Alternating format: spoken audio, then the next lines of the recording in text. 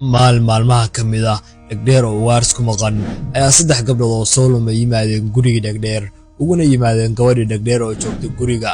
Gabdhihii ayaa gabadha u sheegay inay diif daali socdeerba ay soo galeen oo ay doonayaan inay caawa u hoydaan gurigan. Gabadhii ayaa u digtay gabdhihii una sheegtay in hooyadeed tahay dad qalato tahayna dhegdheer marnaba ay idin badbaadin doonin anigu haddii ay idinkugu timaado guriga hooyaday.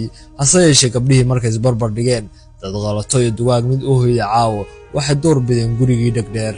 Kadibna gabadhii markii gabdhihii hadal ay kala quusatay ayay ku qadhisay meel ka mid ah guriga. Fiidkii ayay timaada dhegdheer iyada oo wadatay meydka wiil geeljiro ah oo ay maanta soo qalatay. Wiilkii ayay ardaaga intay dhigtay ku tiri gabadheedii Faadumo mindida si hooyo ama ka qashe iyada oo la jeeda wiilka ay soo qalatay.